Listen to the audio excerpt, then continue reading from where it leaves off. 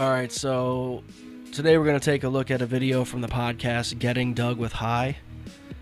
And I'm probably going to end up doing this once a year from this point forward because I'm so sick of seeing this fucking Brad Williams guy get on big podcasts and do specials and have a fan base because he's really a gross little son of a bitch. Truly. And no matter what you think, if you believe that this is somehow a joke, that's still gross. If that's the thing that you think is the funniest thing you could possibly have said, go fuck yourself. You shouldn't be doing comedy. Because it's in very poor taste, and we're going to take a look at it here. This is the origins of the Brad Williams, Carlos Mencia story. Let's take a look. At Phil Vox wants to know, what's the weirdest Carlos Mencia story you've got? Oh, okay. So, yeah, I was Mencia. Okay, look, it took him no time to respond. Because he already knew how fucked up this was. And the question was, what's the weirdest Carlos Mencia story you have? This is the weirdest thing you could come up with? An essay is the funniest thing you can come up with. Brad Williams, professional comedian, for many, many moons now.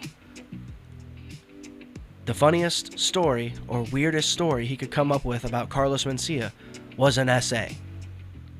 And who's he sitting here with? Fucking Dave England? Who is this guy? His name Dave something maybe. I don't know. I don't think he's very well liked in the comedy community either. But Brad Williams is getting on fucking Story Wars and Kill Tony and all this different shit. And it's like, that's got to come to an end. He was on Harlan Williams recently. It's got to stop. We're plugging his podcasts and his dates and shit like that, and this man's over here patting himself on the back for this fucking move here. Listen. Mencia's opener for 4 years. And Do you guys still get along? Are you friendly? Yeah, we're friends. So you can say something weird that happened with him that he wouldn't be offended? Absolutely. Okay, go. When we were on a tour bus together.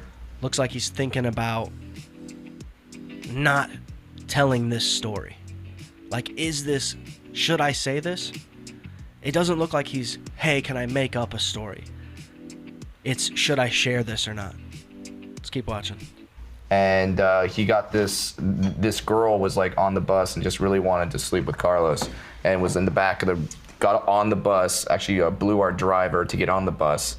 And added detail, unnecessary added detail, because what was that funny? Is that gonna make it funnier when you hear the end? Then was Who are you, Kiss? apparently she was in the That back is waiting. sexy driver. I tour with the wrong people. Nobody's getting blown. So she was. So she's in the back, and Mencia's married. He's not gonna do anything. So he turned off all the lights, and then Mencia's married. He's not gonna do anything. But she got on the bus because she blew the driver. Real funny, cool guy here. sent me in. And then I started hooking up with the girl. And it went for a good 15 minutes before she realized that, I mean, Mencia's time. 15 minutes, dude. 15 minutes of this fucking little dude groping you and kissing, whatever the fuck it was. And yet he's going on fucking Harlan Williams' podcast. Adam Ray is going to say he's the funniest guy he knows. Why do we let him get away with it, man? I mean, right here in the thumbnails on the side, when you're watching this, is Red Bar talking about this Brad Williams story, right? Now, where it gets even crazier is this next part. Keep listening. He's tiny, but he shouldn't have stubby arms like that. And then finally she realized that she was having sex with me. That's kind of... Okay, so now it's sex. So they actually hooked up. Look at that face. He looks like a fucking demon. A little fucking tiny demon, bro. And we're sitting here like, yeah, I'm glad Brad Williams is so good on this podcast with fucking Louis J. Gomez and Big J. What a cool guy he is.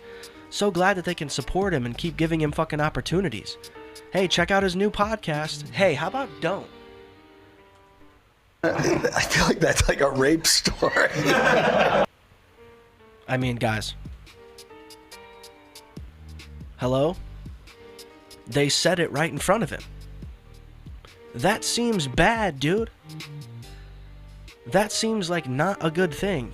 Is that funny, dude? That's funny to you? Not in a technical sense. Now he even brings up the statutes of limitations here. I think technically it is. Well, I hope this was over 7 years ago. It was. The statute of limitations are good. Oh, but that's just a funny story joke that he told.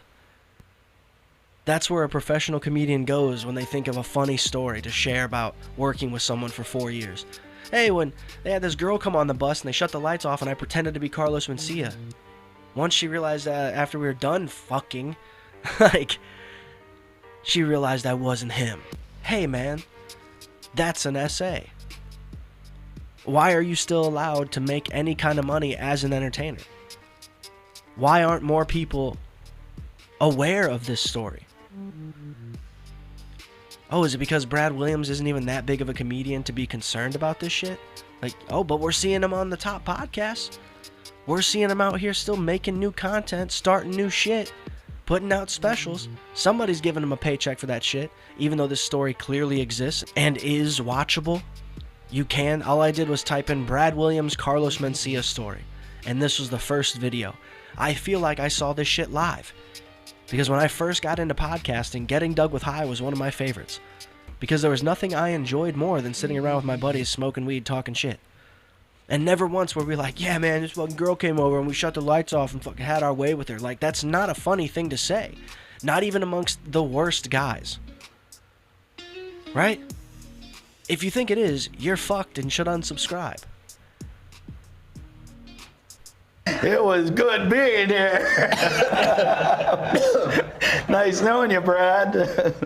Yeah. Well, you think you could get in trouble somehow for what he did? Yeah. What does like rape pass through osmosis or something? No, I'm just paranoid of everything. Now he's even calling it the R word. Does the R word pass through osmosis? So it went from, look at even Doug's face here, but it went from 15 minutes to sex to now the R word. He's even heightening it himself because he knows for sure he's a bad guy. And I feel like more channels need to cover this shit yearly, if not, every couple months, because I feel like that'll help keep this motherfucker from making appearances where he shouldn't. Like, we don't give a fuck that he dressed up like Danhausen for a WWE segment. He's a bad guy. He shouldn't have been allowed to do that. And not only is he a bad guy, he's not entertaining. Everything about what he tries to make funny is the fact that he's short. It's all short jokes. It's all about being small. Hey man, can't relate. Can't relate what it's like to not be able to see over the counter at the fucking Chuck E. Cheese. Okay? Save it. But again, bad guy. Fully not a good guy that should be getting the opportunities that he's getting. It wouldn't, you're not seeing Chris D'Elia pop up over there on fucking Story Wars or Harlan Williams podcast, are you? Wonder why. Is it because this is just some made up shit? Brad's just trying to make up shit? What a cool guy. That should make him seem as bad if he actually did it. The fact that he would lie about doing this. You're a fucked up dude regardless. Don't go see him live.